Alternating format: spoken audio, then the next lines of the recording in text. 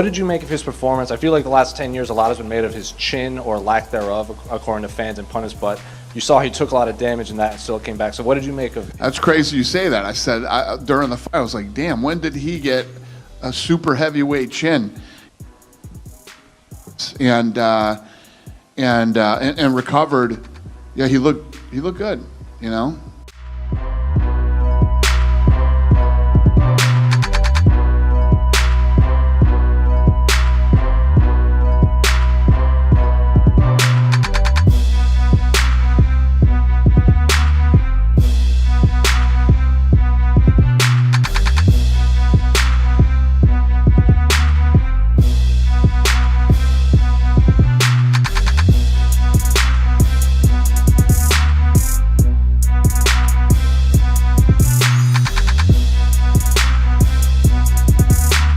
I know you said it's just a sport, just a game that we play, but it looked like you were being very meticulous with your finish.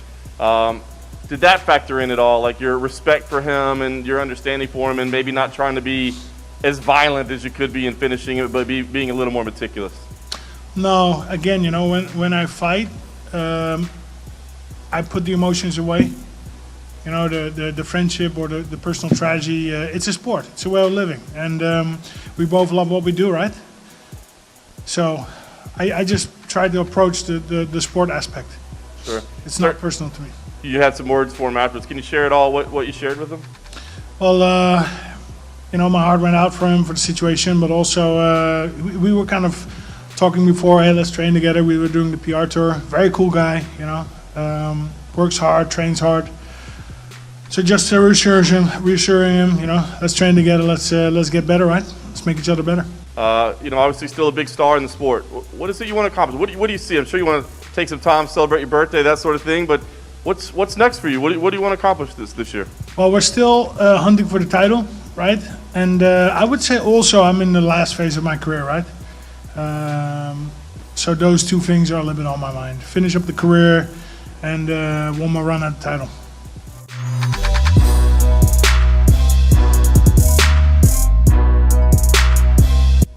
I said to you guys a few days ago, win, lose, or draw, being here is a win for him. He got through tonight, and you have to understand that who knows what was going through that guy's body, head, you know, the whole deal. And he got him in trouble. I think when he watches the tape, he'll realize he overreacted a lot and, you know, should have slowed down and picked his shots. But you're in there against, you know, one of the all-time greats in the heavyweight division, true veteran of the sport. You know, he weathered the storm and he did what Overeem does. And this is a learning experience in a lot of ways for Walt in his first fight back. And, you know, he'll get better from this.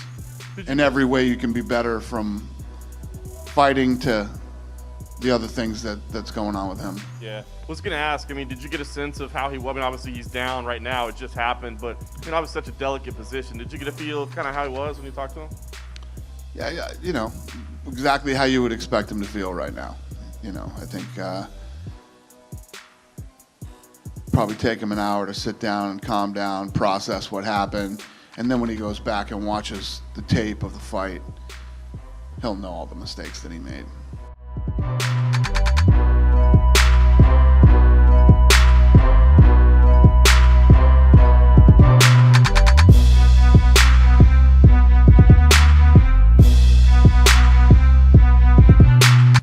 And you mentioned the rematch, and Carla came out and she had talked about it before too. She went to social media and she said, let's do it, but don't bring the grease this time. I don't know if you had a chance to see that. What do you think about that? I heard, man, it's 2020, you know, like the sport, it's evolving so much. Like, come on, I have the commission athlete following me, like to the time I step in the octagon to the time the fight it's finished, you know. How the f am I gonna grasp? Carlos Paza, stop with the excuses and let's get back in there again.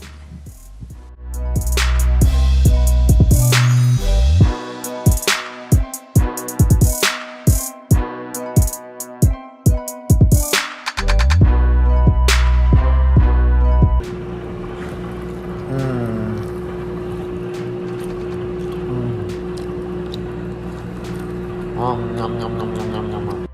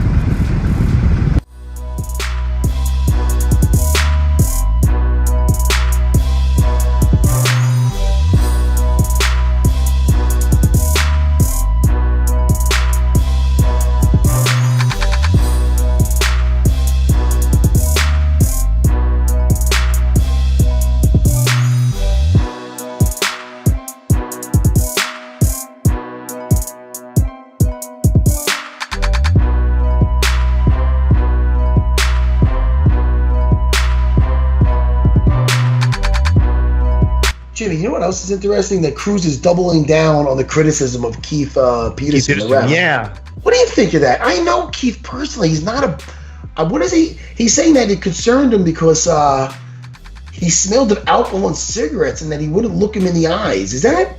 Could that be? I mean, I know this guy forever, dude. I don't think he'd smell like alcohol and cigarettes. I mean, really? No. I mean, I don't know if the guy smokes. I mean, he's got a good track. He's got a good track record. Yeah, he's a great track record. So. I don't know. I don't know if he smelled booze or just a cigarette before he came into the building and drank cough medicine. I just don't know. I just don't know if it's a good. I mean, I know he's upset with him, but I don't know if it's a great look. But I know it's. I mean, at the end of the day, he took that knee and was in that position to put the ref in that position.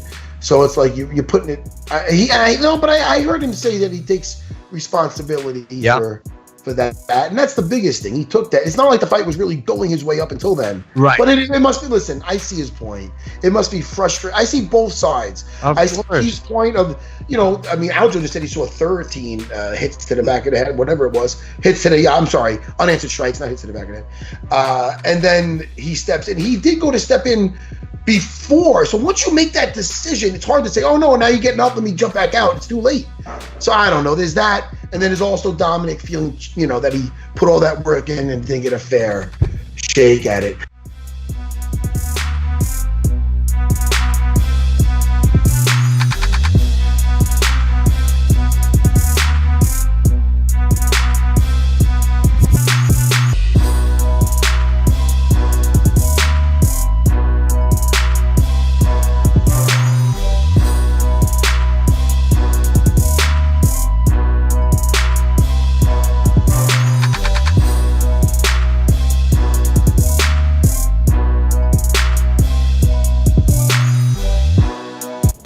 McGregor being personal all the time with fighters he fights, especially Khabib.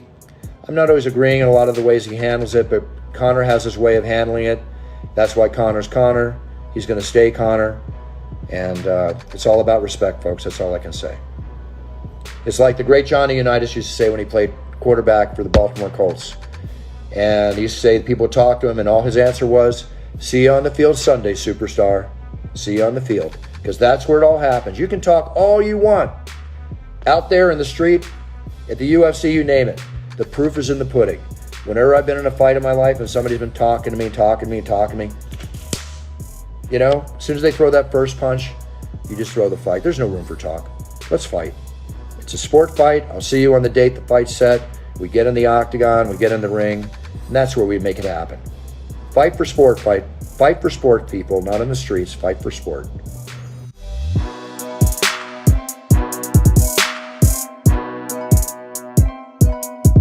There was one fight that guys are going back and forth with each other on social media. That's Jon Jones and Francis Ngannou. Both seem to be wanting that fight. They say it's a big money fight. UFC's got to bring the big money. What do you think? It seems to be getting fans pretty intrigued. Is that a fight that you at least see as possible? Yeah, I mean, anything's possible. I mean, I don't know if those guys really want that fight. You know what I mean? Let me tell you this. And I'm not saying this is the case with these two. You see a lot of talk online and whatever it might be, but actually making fights is a whole nother ballgame.